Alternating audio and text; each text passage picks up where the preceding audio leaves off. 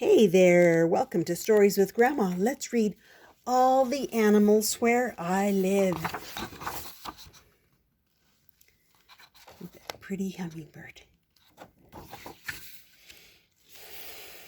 All the Animals Where I Live. If you follow the dirt road down from my house past the family of wild turkeys that roost on the wooden fence, you'll find a 90-year-old woman who lives all by herself.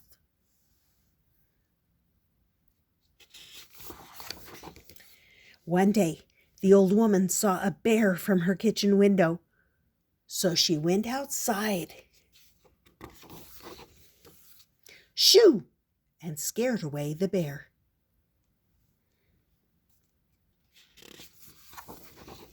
I used to live in a busy city.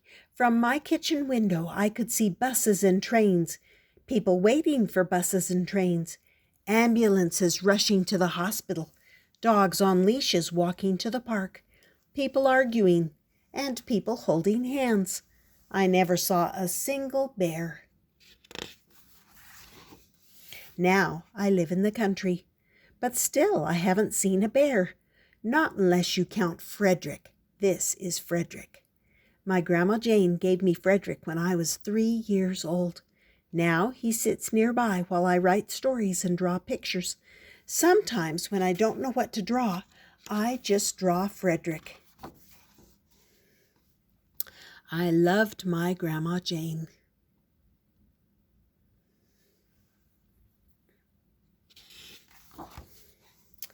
There was a room in her house that always smelled like maple syrup. I don't know why. On the bed was a woolen blanket made from lots of squares all looped together. In each square was a chicken. Grandma Jane knitted that blanket herself. When I would stay overnight, I would sleep underneath the chickens.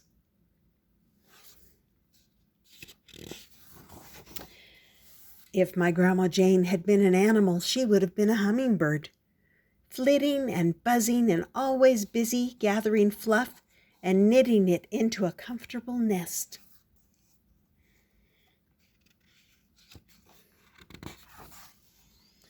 She would introduce herself to all the animals in the neighborhood.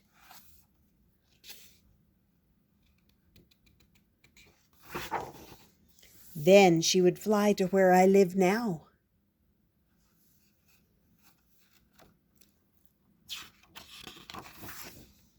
There are a lot of animals where I live, but the most important one is my dog. Her name is Wednesday. Wednesday is not from here. She's from the pound in Baltimore. Wednesday has lived in a lot of places, but this place is her favorite. Here, in the summertime, she can sit by the bird feeder and look across the field to where the apple trees stand.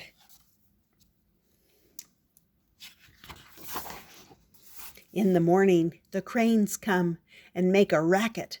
A toad opens one eye to have a look, but it is already too hot and too loud for a toad.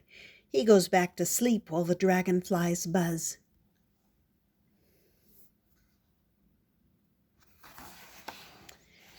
An eagle drops a turtle from high up above. The turtle lands on its back in the tall grass. The eagle is upset, but the turtle is happy.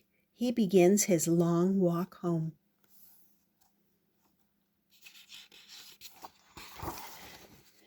At night, it is quiet, but only until you listen. There are a lot of little things playing their music in the moonlight.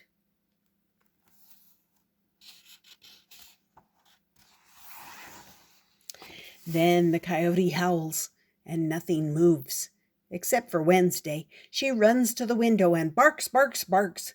Wednesday echoes through the dark field over the apple trees and into the woods, where the coyote disappears for a while.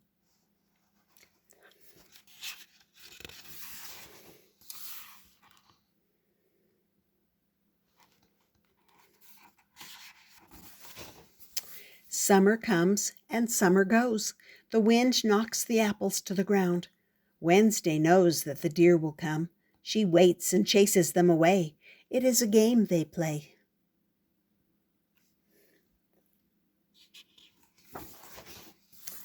The chipmunks make their home in a hollow stump.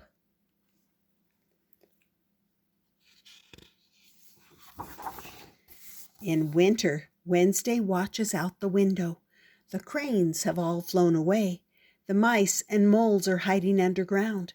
The littlest birds huddle together and share seeds that fall from the feeder. When the wind blows, they fly away in a hurry. Then there is nothing but snow.